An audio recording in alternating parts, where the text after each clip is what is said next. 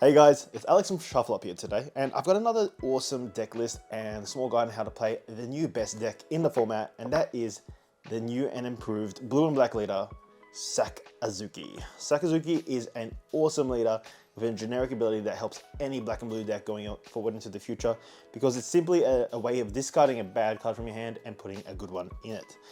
It's bolstered with some of the new cards from the new set, Awakening of the New Era. We actually get to recur some of the cards that we dump off the Sakazuki ability, bring them back on the field, get the value of their on-play effects, and continue to just basically decimate the board and get control of the game as fast as possible. This is a meta-changing deck, so this is something that is either something you have to play or something you're going to have to build around. You're going to see a lot of these at your locals popping up in the next few weeks because it is just such a great deck with so much versatility and utility that you have to be prepared to play it or play against it. So let's go into this deck list, talk about what cards I teched into my version of Sakazuki and why we play it, and then we'll go through a few gameplay videos and kind of walk through why we do the things we do and think the way we do as a Sakazuki player. Okay, let's get this started. All right guys, let's get straight into the deck list and speak about what makes Sakazuki an awesome leader. Sakazuki, first of all, has this innate ability where every turn you can discard a card, any card from your hand, and then draw a card. This allows you to essentially discard any fodder or cards that we want to discard, any cards that aren't needed right during that turn or something that we can't utilize, and draw into a card that hopefully allows us to out our opponent. Along with that, it also has the ability on attack to -1 cost of any opponent's character, which is essentially the best thing that you can do in a blue and a black deck. Basically, minus the cost and then draw cards. So that's the essence of blue and black in a leader. And that's what makes Sakazuki such a generically awesome leader for blue-black. Much better than Rebecca that locks you into kind of Dressrosa cards from the last set. This is definitely a staple leader and reminds me of kind of like OP01 when we had the Law, red-green Law come out. That's a staple card. We have Red Zoro, which is a generic good red card. This is generically good blue and black cards leader, and you will probably see this played for a few more sets to come, alongside some of the newer archetypes and meta archetypes that come out, like Gecko Moria, that's going to be the Thriller Bark archetype coming in the next set. So let's just go through the deck list, because the leader itself kind of sounds cool, but you don't really get the value of what he does till you see the cards and how they work together. So let's go straight into the deck list. We'll organize the deck list by cost, starting with the low end first, moving our way up. So let's start off with our first one drops, which is the Tsuru. Tsuru is a 2k counter, but it's also got the on-play ability of -2 cost of your opponent's characters. This ends up being not just a counter in hand like it used to be. We have a card in the deck that can summon it from the graveyard or summon it directly from our hand, and the -2 cost becomes very, very important. And then sometimes you're just playing it for one, because there's a 1 cost on play to -2 from a character. So this ends up being actually much more useful than just a 2k counter, but it is a 2k counter at the very minimum and can allow you to kind of start building up counter power to avoid getting lethaled. In the 1 cost department, Manshuri is a awesome extender. A lot of people make the mistake of playing this early, including me when I first started playing Sakazuki, playing this on curve, playing this on turn 1, because like it's 1 cost, you want to play it. That is a righteously bad mistake. You want to keep 1 in hand all times. This is how you grind out the end game.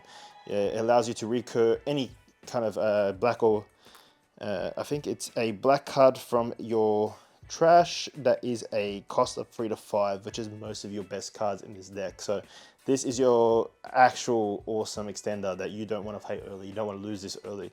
It's something you want to play later on, especially in the mirror, so that way you can grind out your opponent and outvalue them.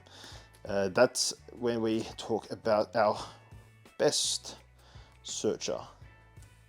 Brand new in this deck is insane, because it allows you not only to search for a Navy character, which is what we used to do a lot of the time, but also go deep and try and find Navy removal cards like your Hound Blazes. So you'll see that later on in this video when we go through our events, but this is actually so good because it can get Navy type cards. I would up this to 4 if you want to ensure that you're seeing your Hound Blazes, but most of the time 3 has worked very well for me. So, but most of the standard deck lists play 4. But we had to make room for some spicy tech choices, so we only play 3 of that. Hina is a must play. I'm sorry if you guys didn't get 2 of the structure deck. I myself only bought 1 structure deck in the beginning of the game. for the ST06, and I luckily, just before the prices spiked, bought that second box so that way I could get all 4 Hinas.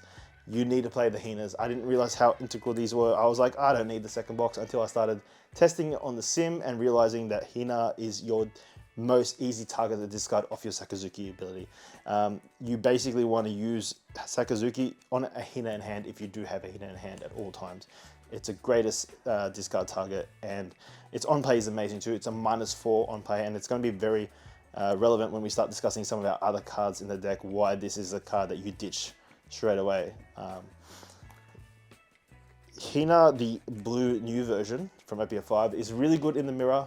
When they force you to go first, it's really good. If any deck forces you to go first, you want to play this on your second turn, because on your second turn it guarantees you a draw at all times. Like, you always will have 5 cards in hand when you play it, if not less, and then you will be able to get the draw off of that and allow you to start extending, I guess, hand power.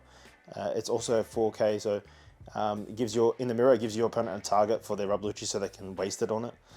If not, if it stays on the board, you just put a dot on it, or you use Hound Blaze to make it stronger and just start swinging in for some pressure. And then we also have our next free drop, which is a awesome 2K counter, Sashigi.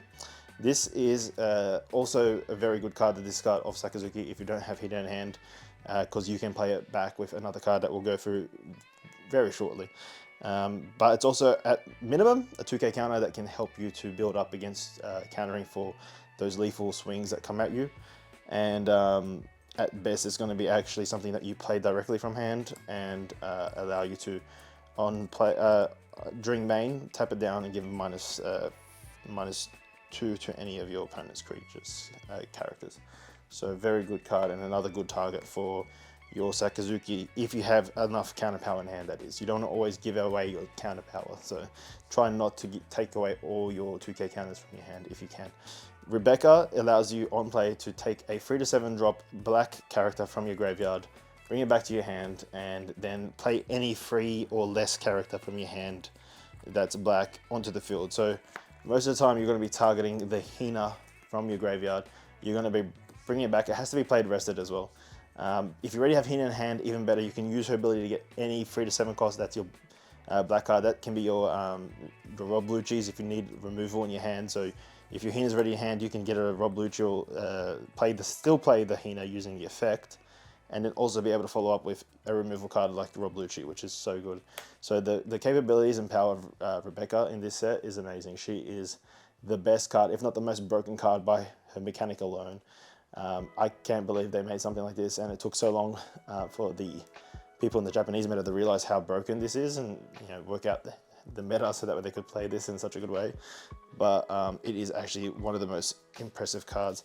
And another great impressive card that was released during OP05 is the boy Rob Lucci. Rainbow Boy is out, and he is killer because his ability is to basically on play KO one card of your opponent's that's cost 2 or less, and one other card from your opponent's field that is a cost 1 or less. So with all your abilities that are able to minus the cost of your opponent's characters, this is usually getting rid of 2 characters off their field. If at minimum you need to get something off the field, it can still get rid of 1 of your characters off the opponent's field. So such a great card to play.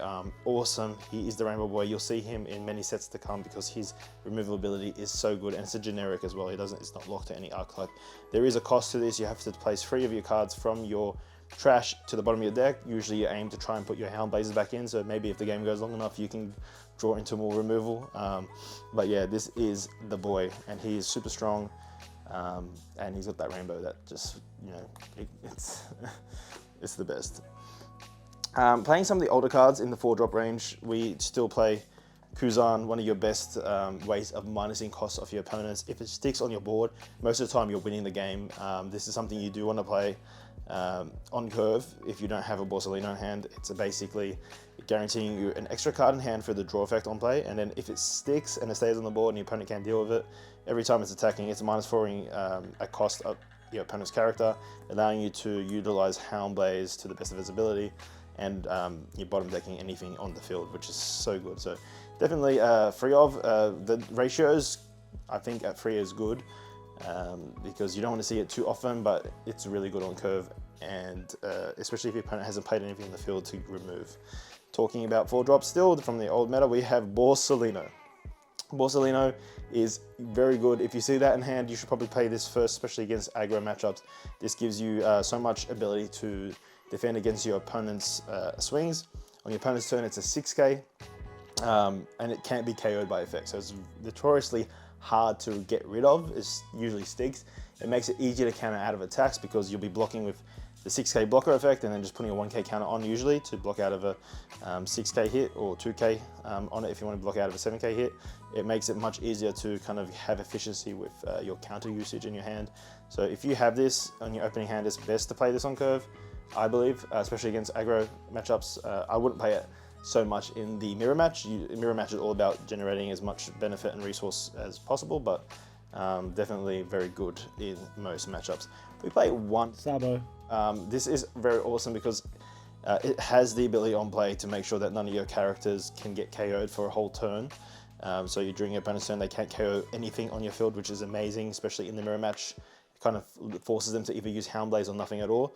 And that can be so strong when people have only got a setup for Rob Lucci in their hand. Rob Lucci KOs, everything else bottom decks. I play only one at the moment. I need to make space for some other spicy tech cards, but the actual correct way to probably have this is 2 in your deck, because it guarantees you that advantage in the mirror match. But I teched out for some other cards that you'll see very shortly. Borsalino, the 7-drop, the new one from the OP05. He is insane. He is your way of getting rid of any big boy that they drop down in the field. Your big mums, your Yamatos, your NLs, your 9-drop Kaidos. This is the guy. He just lasers right through them with his special flying kick of light. And all I have to say is hold on to these early. Don't play them on the weaker cards. These are usually going to be what you want against the matchups that play big hitters.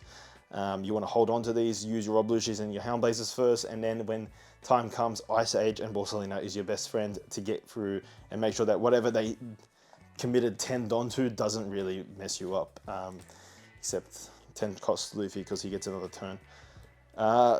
Draco Mihawk is one of my spicy tech cards. This is really, really good in the mirror because it's a 9k 9-drop, and it places 1 7 or less at the bottom of your deck. This allows you to bottom deck your opponent's Borsalinos without any problems. It allows you to try and bottom deck an Enel, very hard because Enels kind of have that recursion effect, but if they ran out of recursion effects, you can use this as like a way to get rid of it. So you can swing into Enel, try and kill it. They use the ability once, then you play this, bottom deck it. Pretty good card, and one of my spicy techs. Definitely recommend this. Very fun to play in the mirror. It's so good. Kaido, another spicy tech. Some people play this at 2. It is very, very good in the mirror. You're very much going to be winning if you see the 4 cards that you draw off this card. The ability to on-play draw 4 cards if your opponent's at 3 life or less is insane, and I did it a few times today, and it was insane to have like a 10 or 11 cards in hand and just be able to start countering everything, just be able to try and get control from the board. It's a must play in the mirror if you want to have a good time, but I don't feel that it needs to be at 2 because it's an overcommitment at 2, and I don't feel like you need to waste that much. So I put another overcommitment instead, which is the 10-drop Kuzan. This is very much a good way to end a lot of other decks, especially decks that like mid-rangey, like red, purple Law, red, purple Luffy, and red, green Law, I think, struggles against this as well, because this -5's the whole board. The board's weak already, and it makes it easy to pop everything Rob Lucci. It's so good at making your removal even stronger, and it's a persistent effect. Your opponents usually have to deal with it straight away. Such a great card, and definitely a fun card to play when I'm playing a more high rolly build, I feel, because there's a lot of big boys in it. There's like these guys that really come to try and steamroll and get like the board presence to win the game and scare people like into having to try and remove them, wasting resources. So I play a much more big threat orientated version of Sakazuki. And I find it fun because it's just like really dropping the mic when you play those cards. We play a greater option at 4. This is another structure deck card that is, I realize now, mandatory must play at 4 because it's it's got so much value. It allows you to draw a card straight away and -2 a cost of your opponent. And usually, like for the cheap cost of only 1, that means you can usually combo it with any of your other removal cards. This is a really good way to ensure that you can, I guess, remove things and gain hand power as well. The trigger I don't use often, but sometimes it has come in handy when your opponent has like a very small hand already. You can then use this trigger. Usually don't want to, but sometimes it helps because then you know that your opponent's like losing value cards. They usually at that point in the game can't toss out a counter power, so they usually toss out a good card instead. And then if they toss out a counter, it kind of gives you an indication that they have a card in their hand that they think they can go game with. So you can then use your Sakazuki ability to try and build a 2k counter hand instead of trying to go for game yourself. It's very like good way of finding out what your opponent has and telegraphing their next move. Ice Age. Ice Age is broken. I play it at 2. It's the way of getting rid of any other big hitter that your opponent may play, including in the mirror match if they play their own Draco Hawk or Kaido. It brings down -5 cost for only the small cost of a 1, so it allows you to pretty much for cheap bring things within Kaido, Borsalino range or Rublucci range, or even the range of a really awesome card, which we're about to show now, which is the Hound Blaze. Hound Blaze is a staple in this deck. It's the new OP05 rare that allows you to both get 3000 power to either character or leader on the field, and then also place one character with a cost of 2 or less at the bottom of the owner's deck. So that's actually pretty amazing. That it can actually do that. You do have to, however, make sure that it does bottom deck something to be played, because you can give 3000 cost to something, and then you have, it says then place up to, not you may place. One character for cost 2 less at the bottom of the deck. So this has to have a target to actually run, it looks like. But it doesn't need a target for the 3000 power, so make sure you declare a target before you do the bottom decking, because that's the order in which it's done by the text on this. And the trigger, which is just return a character of cost 3 or less to his hand, can be so good at removing a blocker that is stopping you from going for a game against a yellow deck usually. So that's the deck list, guys. It's pretty strong. It's pretty awesome. It does amazingly into a lot of decks. It's not by any means a complete meta destroyer in the fact that it can win every match. It's still balanced. There's still ways to beat it. You can still draw into really nutty cards and just smash the hell out of Sakazuki. Zoro kind of sometimes has a good chance of winning, 40% chance, I would say, 60-40. So it's not completely broken to the point where everyone has to play this deck.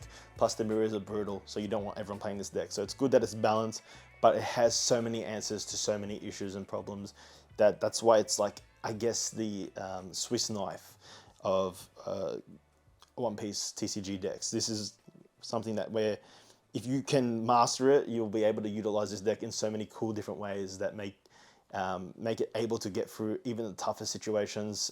That's why I love playing it. It's kind of like every time I play it, I feel like I'm learning it more and trying to work out how best to sequence different moves, how to efficiently use my Don and my cards in a way that allows me to both wipe the board, control the board, but also apply pressure. It's insane how much versatility and utility that is found in the Sakazuki deck. So I definitely recommend trying it out on the sim. Don't max rarity it, maybe build one yourself. In the lower rarity, you don't need to go all out like I did. I just feel like this is a deck worth blinging out because the cards in this deck are black and blue staples for a while. So I'll definitely try my best to bling it out. Some cards will be rotated out, some cards not played in the Gecko Moria build, but I always feel like Sakazuki itself will be stronger with the more introduction of cost removal, cost reduction cards that come out in the future. So definitely worth blinging out as well, but you don't need to. You can play it. It's good to learn, it's good to play, just so you know how to beat it. So I'm gonna go through some videos now of me playing the Sakazuki deck. Alright guys, so we're starting our first game. This is the mirror match, and you'll probably be experiencing a lot of this if you choose to play Sakazuki, since this is such a popular deck. The mirror match is all about hand power, out-resourcing your opponent, and it's really a patience game, not so much a game where you try and get the win very quickly. Opponent mulliganed into a hopefully better hand, and I believe we chose to go second on this one, which is going to really hurt them. I can see is a brand new, so they really wanted to go second in this situation, but they went first and passed. We get to use Sakazuki ability, ditching the Hina, which is optimal, and playing our... we had nothing. We actually didn't have the brand new, so that's pretty painful as well for us. So it would have been a really good going second hand if we had a brand new in it. So swinging for 6k on his turn, on his second turn, we take it. We're alright with taking a few life early on just to bolster our hand size. And then he plays his own brand new, and he hits a Sabo. No, sorry, he only hits the Borsalino. The rest of them are not Navy, so have to go to the graveyard. And he passes it back to us. We're on 4 Don. And this is where we can start removing things, but I think at this point, there's not too many real threats, so we're just going to use Sako ability to ditch Hina. I never recommend using any kind of removal on brand new.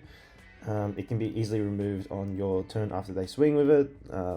So we instead go for the Kuzan. If it sticks, it's great, but at least if it doesn't stick, we got the draw off of it, and it's a threat they have to deal with. And I'm not ready to use any of my removal yet. I think I do have the Rob Lucci and a Hound Blaze or 2 in hand. Or I have 3 Hound Blazes in hand. This is a really strong hand, and as long as we are smart about it and out-resource our opponent, let them waste their removal early, we might have a good chance of winning this. Their hand is pretty thick at the moment, so it looks like they've got 7 cards as well, so they're going to use a card to neg2, and then they will Hound Blaze to put at the bottom of the deck, giving +3 to brand new so they can swing with it. We'll counter that with Suru. They'll probably put their last few on leader. No, they will just swing with their leader for 5. We'll just 1k out. Actually, we choose to take it so that we can get more options, and then they choose to play another brand new for another card draw on hand. They hit the Hina and the Great Eruption, so that's not too bad. I'd probably take the Great Eruption in this situation, but he opted to take the Hina. He's probably going to regret that a little bit later. You always want to take a Great Eruption or a neg cost card over the Hina, and you'll end up ditching the Hina anyway in the future. Maybe he felt he didn't. Oh, he already had a Great Eruption in hand. Okay, so he felt he didn't need more. I would rather take another Great Eruption, because a Great Eruption is a neg2 and a draw, which is a very optimal way of refreshing your hand as well as removing opponent's cards. I think at this point we swing with 5 at the brand new. That's the best way to get rid of brand news, guys. Don't waste your resources and your removal cards on the brand news. Hound Blazing and brand new is so painful. And we put down a Borsalino. This is extremely hard to deal with, especially when someone has already used a Hound Blaze, as our opponent has. So this forces them to have to figure out ways of bottom decking it. They can't just KO Rob Lucci, which would have been optimal since there's a brand new and a 4-drop on the field. Rob Lucci would have been a much better play. And then we use our brand new to pull ourselves a Kuzan out, since the Rebecca and the Mancheri are not Navy and cannot be picked up with brand new. Alright, pass it back to our opponent, and it's now their 7 Don turn. And this is where they can do a lot more. They have Borsalino. If they had Borsalino, they could use it. It would be a very good way of dealing with my block up Borsalino. But the hand has a lot of they drew into Hound Blaze. That is nuts. That's a great top deck they get in this situation. Otherwise, they wouldn't have been able to deal with the Borsalino this turn and have to figure out other ways of attacking over it. This is so optimal for our opponent. They're probably just going to Great Eruption the Borsalino and Hound Blaze it. And probably leave our brand new on the field and do double swing, which is very good pressure. I'm pretty sure we're loaded with 2k counters at the moment. Okay, so we have been a Great Eruption on our Borsalino, so it's at -2, and then we bottom deck the Borsalino with the Hound Blaze he just drew, giving +3 to brand new, so he swings for 6, we'll 2k counter, and then he'll swing with his leader for 5, minusing 1 off brand new, and we'll 2k counter that with a Suru. And then plays a Borsalino blocker of their own, and we will just try and tit for tat on this one, try and equalize board state. We're on our 8th Dawn turn, so we will probably have a more optimal way of playing this. So probably go with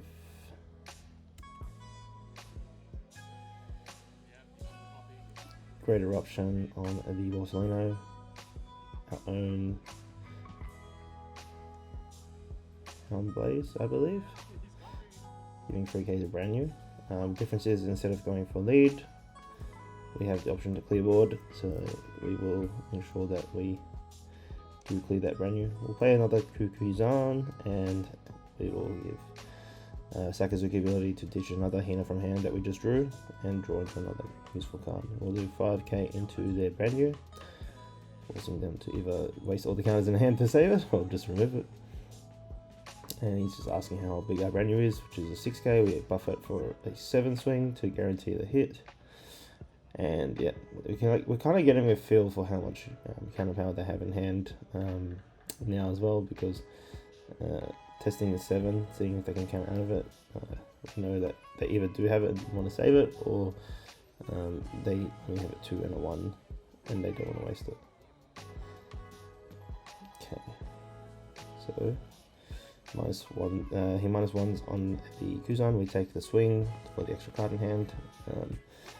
The opponent is now on a 9. Yeah, he's on the 9 turn, so this is pretty good. He's got probably, oh, so I was expecting maybe a Rebecca. Well, there's a Rebecca now. So he brand news. He's only on 6 Dawn now though, so he probably will grab one of those Borsalinos and put the rest in trash. I have the sense now that he doesn't have Rebecca's, which can kind of hurt in this matchup, and he might be running low on removal, so he had to use his Roblucci. Yep. At this point, he passes over the turn. We are now 10 Dawn turn. Our priority here is to remove Roblucci and the brand new, so we'll just Rebecca turn to grab the Hina. Oh, accidentally took the Hound Blaze. And then we'll use Hina's ability on play to -4 the Roblucci, and that will allow us to bring that down to 0 cost. Now it's simply, I believe we can either just play a Hound Blaze or a Roblucci ourselves, so we'll Hound Blaze to drop the Roblucci. I don't think it's worthy of trying to remove the brand new using any form of removal, so we probably aren't going to play the Roblucci against it. And then we'll play our own Borsalino, because we kind of have a sense now that they're running out of bottom decking. And I believe that's pretty strong to play something like a Borsalino later on in the game. So we opened up with 2, so we played one earlier, and we knew that we were going to play one a bit later. Same with your Sabos. Your Sabos are kind of very strong in the mirror match. I can see inside the opponent's graveyard that they've used 3 Hound Blazes already. So the chance of them having a bottom deck is much less. They do neg 1 our Borsalino, which gets me a bit worried. I'm like, does he have a Hound Blaze, or is he thinking of, bottom decking it? We take the Blythe. It ends up being the best trigger in this situation, which is a Ice Age. We already have one in hand, so we freely choose to use that to get rid of a brand new. So if they ever use a Hound Blaze again, they aren't able to get another swing in. We get a Subaru. That brings down our Hina to 1 cost, which is pretty good. And then he'll also -5 off our Rebecca, and he telegraphs a Roblucci play and removes 2 from our board. And he then ends, I believe, with a blocker of his own, so that way he can protect his life from our potential swings. And he puts back 3 cards for the Roblucci effect before he does that, and yes, his own Borsalino comes down, protecting his field. I remember this clearly, because this is what I was holding onto my Hound Blazers for, a moment where they tried to block a potential threatening life swing. This also kind of confirms to me that they probably have little to no counter power in their hand, because they are really desperately trying to block instead of playing any kind of extender, especially when they have the lead. So this means either this turn I go for the game and win, or I got baited so hard and I swing and I get counted out of everything. Alrighty, so we'll Ice Age, and then we'll Hound Blaze the only blocker that can protect him right now, and then we'll give plus 3k to our leader, make them both 10ks and swing. So 10 at life, can't block, takes it, and we just go for the YOLO 10 at life, and he shows us his hand is full of big heavy dead cards, so game's over on this one. Alright, let's go into the next game. Okay, and this one is our most unfavorable matchup. This is the red purple Luffy, and it is actually so annoying to deal with. I'm still trying to work out the greatest way to play this in this matchup. I believe I played it correctly. It's just like they drew the nuts, so the opponent has a better chance of applying pressure. Turn 1, they forced us to go turn 1, which is also very bad, but yeah, so we just use Sakazuki ability and pass. They play the Nami, which is great. It's already a +1 card in hand, and it's safe to say that they are going to get a good card. And it looks like they picked a Diablo Jumbe, if I recall correctly. Oh no, it's a Radical Beam, even better.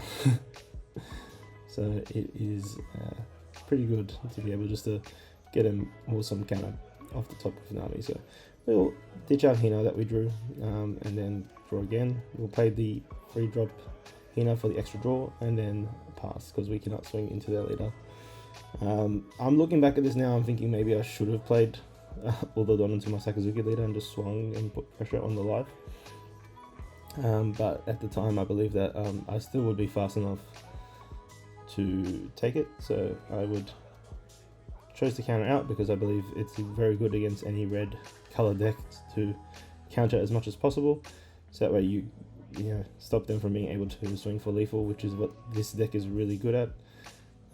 So I try to burn as much of my counter power as possible to ensure that I stay alive, and it also affects what I chose to ditch as well from my Sakazuki ability. I chose to ditch the Great Eruption instead of the 2k counter in hand. The Great Eruption, the Jean Bart that he played early, so that way he can't use it next turn to ramp, and we Hound Blaze in and give 3k to our Hina. And then we just put 3 on our Hina to swing for 2.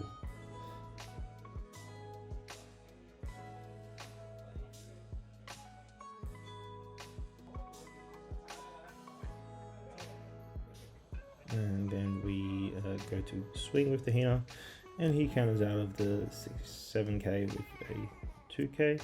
And this is why there's so much value in a 6k leader, because all it costs to take a 7k hit was to just put a 2k counter, and that you only lose 1 card, which is so resourceful. And yeah, so pass over the turn to our opponent. It's time for them to play out I think a 8 Don turn, which is pretty big for and have they ramped yet? I believe they haven't ramped yet, but an 8 Don turn for a Luffy is already a 9 Don turn with the leader. And then I believe he plays another ramp as well, just to ensure that he gets to the 10. Red purple Luffy is all about trying to stay alive long enough and then just putting down big boys to make you a stronger leader, +2 via the white beard, or +1 via the 7 drop kids. He swings for 6, we'll take it. We do have a counter, but we choose not to use it and put it into our hand. The trigger, sorry, that is. And then they'll play another Search Nami and just get the search for another good card. I believe this is the one that gets them the Unplay Jumbe, which is basically securing them the game in the long run. Because it is actually very hard for us to deal with the red purple Luffy when they have unblockable, and they would have our life down. So that's why I've been countering aggressively. And actually, this is the Zoro Joro.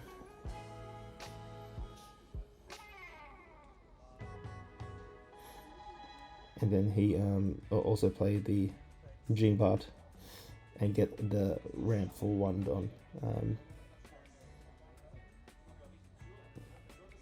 He must have just drawn into that Diablo Jumbe he had in hand, or started with it, because he actually ended up not getting it off any of the Nami searches. Funnily enough, the Nami search is so great because it can search your Diablo Jumbo and allow you to go for game. This is where we play the Manchuri of the Sakazuki ability to draw another card. I think pretty happy that we still have 2 attackers on our field, so we try to go a bit more aggressive, see if that kind of strategy works against Red Purple Luffy. We draw 3 cards, we get the Borsalino, and we put the other 2 in the trash. And then we will play, I believe we play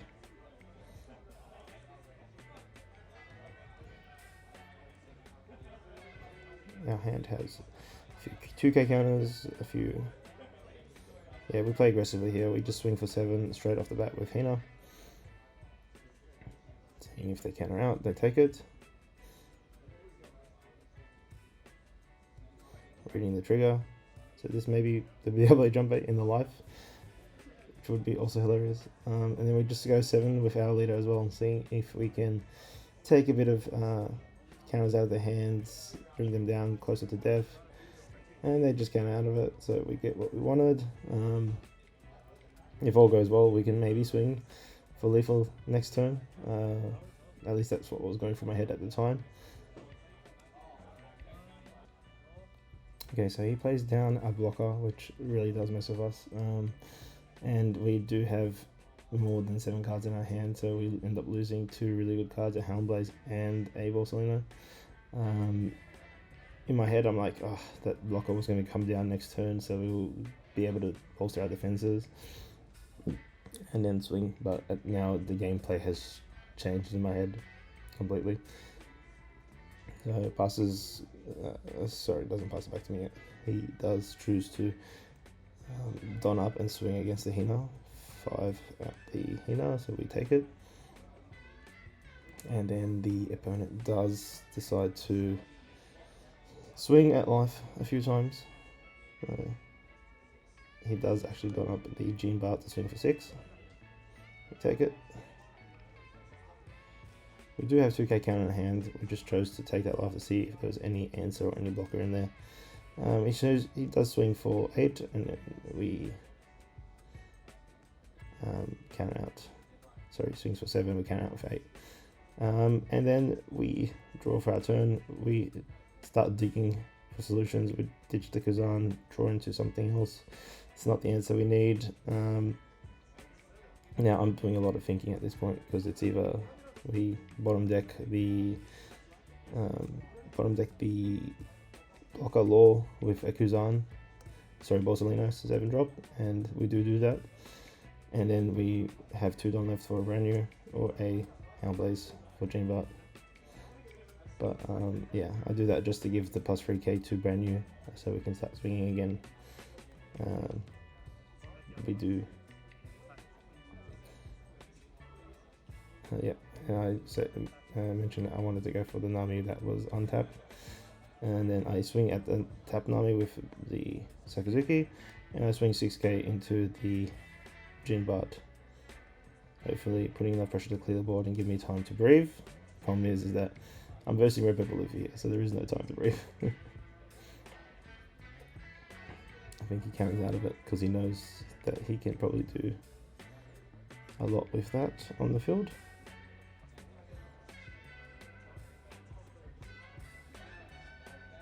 And it goes back to his turn. He's on 10 Don, he's chilling, and it's his turn to probably switch it to aggression instead of defense, which is unlucky for us. We don't have a blocker in hand. We weren't able to play a defensive route to try and ensure that we can slowly whittle away the counter power in his hand and get that last life. That 4-drop Law is such a great card, and if you don't respect purple playing that card, it does end up biting you. You should always count your hand and make sure you're not any more than 7, because it is putting you in easy removal territory for that. Oh, we do actually have the Sabo in hand at the moment, so we must have drawn into it off the Sakazuki ability. So at this point, I think, yeah, I do look back at this and remember that I took that extra life I shouldn't have. I should have counted out of it with all my might, and I'm pretty sure I had the counter power to get rid of it. But I thought that I would be donning up and swinging for lethal this turn, and I think we do actually try to go for lethal, and it ends up being a lethal whiff. So that's just how it is. They have the counter power, so we go 4, 5, 6 at life, seeing if they have a normal counter.